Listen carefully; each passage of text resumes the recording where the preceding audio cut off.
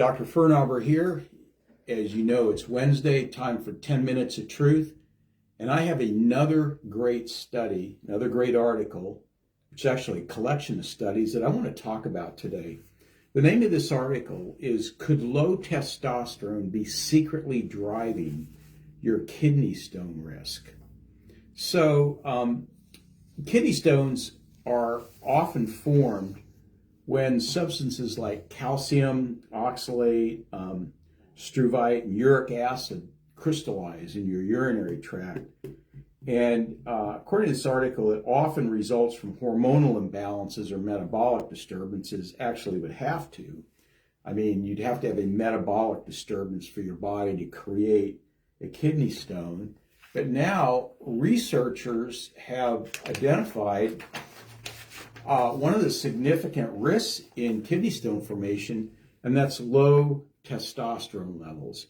Now, they researched a study, or this article pointed to a study in the International Journal of Impotent Research, which I've never heard of until I read this article. And they followed about 3,200 healthy adult males, primarily middle-aged. So it's a pretty big study. I don't know what they consider healthy adult males. I'm not sure what their definition is. I think it was they weren't receiving testosterone replacement, or they'd never had a history of kidney stones. Well, that doesn't mean you're healthy, but that's what they were talking about here. So each of them, they followed them over a 10-year period from 2010 to 2020. Each of them was tested for total testosterone, along with scans to detect kidney stones, allowing researchers to analyze the relationship between the two variables. And findings reveal that once your testosterone drops below 333, which is pretty low, by the way, the risk of kidney stones spikes by approximately 65% compared to men whose hormone levels remain within a normal range. So their normal range of testosterone, and this is different for different labs, is 300 to 1,000, okay? Once you start dropping below, 450, 400, that's getting low, all right? And that's when you're starting to really feel the effects of low testosterone, like decreased libido, weight gain, loss of energy, elevated lipids, things like that. So they said in this article that this means that even if you're otherwise healthy and physically fit, having low testosterone is already enough to put your risk for kidney stones. Well, my problem with this statement is, if you're healthy and physically fit, you're not going to have low testosterone. So anyway, but that's what they said.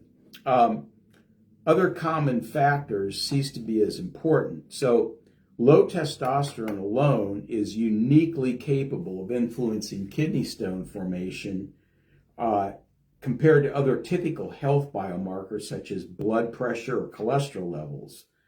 The strongest increase in kidney stone risk occurred among participants who exhibited the lowest testosterone levels coupled with age. Specifically, the study found a pronounced jump among men over 50 who were simultaneously struggling with severely low testosterone. I think that includes a lot of men in our culture. Not all of them, but a lot of men. And what the study showed, that age had a very large impact. So if you had low testosterone and you were younger, you didn't have nearly the risk as if you had low testosterone and were older. It says men aged 33 to 44 years old experienced the most significant spike with low testosterone. It said while young men between 18 and 24 with low testosterone showed virtually no increased risk. Well, what I'd like to know is, what is a young man 18 to 24 doing with the 333 testosterone or lower? Man, there's a problem there. And that would be a pretty significant health issue even in itself. Kidney stones are not. So the article states testosterone declines as you age. We know that. But the fact is that it doesn't have to decline as much as we think it does, or as much as it has in our culture. Now, another notable discovery in this study was how danger for kidney stones declined again as men reached older ages. So when a man was over 55 and they had low testosterone, then the risk of kidney stones actually started going down again, which is pretty interesting. So it's sort of between that 35 and 55 or 40 and 55 degree range. So let's talk about low testosterone for a second. Testosterone has a lot of effects on other issues. And what is it that causes kidney dysfunction anyway, along with low testosterone? What is it that causes low testosterone? Well, it says the findings emphasize that while obesity and poor diet independently increase your risk for kidney stones, having low testosterone compounds these problems considerably. Other factors that interact with low testosterone include vascular disease, type 2 diabetes, and osteoporosis. So, what are some factors that lower testosterone? And how can we raise testosterone naturally? Okay, these are important factors, in my opinion, because we have an epidemic of low testosterone in our culture. And I actually do an entire 30-minute talk on this subject in my Tuesday night talks. So in this article, they said one of the ways that you can stop the lowering of testosterone is reduce exposure to endocrine disrupting chemicals like plastics, a lot of your Teflon coated cookware, personal care products, and pesticides. These all act like estrogen in the body. They're very disrupting in hormones. So they recommended like switching to glass or stainless steel instead of plastic. Choose organically sustainable produced food, which is a great idea anyway. And look for personal care products labeled paraben-free or phthalate-free. And they're out there. They're not always that easy to find, but they're out there. So phthalates are plasticizers, and they're in just about everything. I mean, think about how much of our food is packaged in plastic. They talked about beginning an exercise program. They recommended an exercise program from Japan called Katsu, where you have these little bands around your arms that squeeze your muscles and increase blood flow to muscles, and that actually stimulates testosterone production. I've never exercised with those bands, and that system, those bands, the real ones are fairly expensive. I can't remember how much they are, but they work really well for building muscle and increasing testosterone. The name of the bands is called KAATSU, Katsu, and they were developed in Japan by a physician there. Consider taking a niacinamide supplement. We have supplements like that here, niacinamide B6. Sunlight exposure is important. So vitamin D really helps cellular health, and it shows that low vitamin D levels have also been found to have low testosterone levels. So up your vitamin D, get out in the sun, or take a vitamin D supplement. But I would definitely get out in the sun, get an hour of sun exposure a day. That isn't always easy, but if you can, do that. some other things that I would recommend, and some of the things weren't in this article, and I was really surprised that there weren't some other ideas in this article for raising testosterone levels. So some of the other things that really lower testosterone are stress and high insulin levels. So high insulin levels generally come from eating too much sugar or refined carbohydrate. And we all know that stress, uncontrolled stress, elevates cortisol. So elevated cortisol and elevated insulin convert your testosterone to estrogen. So that lowers testosterone.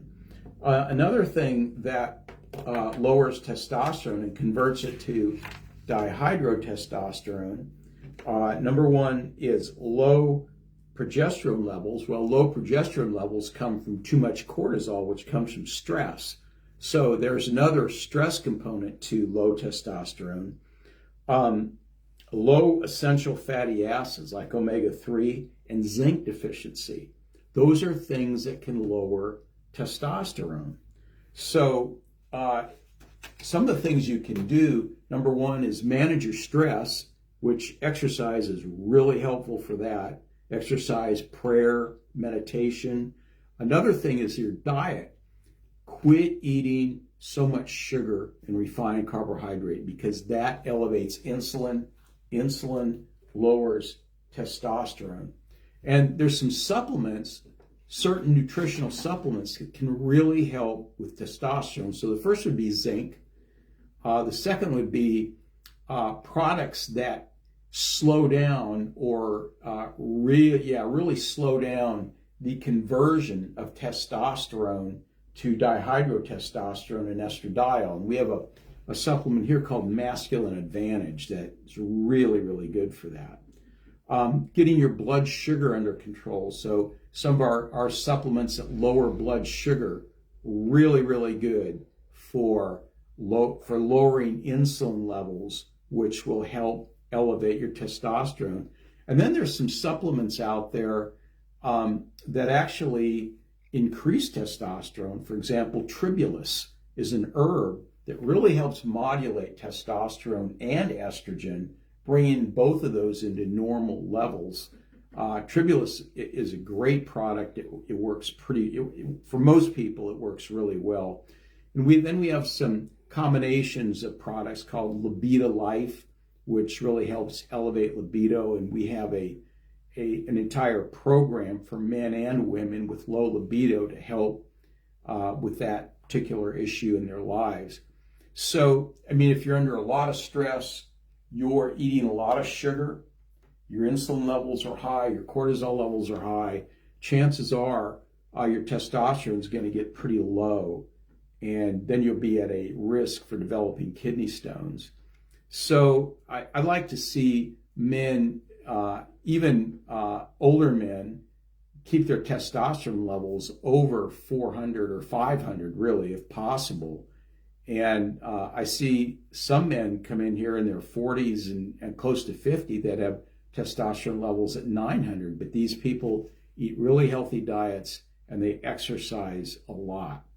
So if you're one of those people that tends to develop kidney stones, then you might want to have your testosterone checked and some other things like insulin, vitamin D, cortisol levels. Those are the kinds of things that would be really helpful to know that we could actually change with lifestyle and supplement changes, supplement additions. So I hope you found this article interesting. I think it's very powerful, very interesting. I didn't know any of this information in terms of testosterone related to kidney stones until I read the article. So if you want to get some of those things checked that I talked about, give our office a call at 402-488-2220. We can check all of it pretty easily. A lot of these tests are done with blood work, some with saliva, and then we can find out exactly where you're at and then work with you to change any physiological abnormalities or deficiencies that you might have. So that's all I have for today. This is Dr. Paul Firnhaber at Lincoln Disc and Nutrition Center here in Lincoln, Nebraska. And again, our contact information is 402-488-2220. We'd love to have you come in and talk to us. And I hope you found this information useful to you. Until next week, we'll see you then for another episode of 10 Minutes of Truth.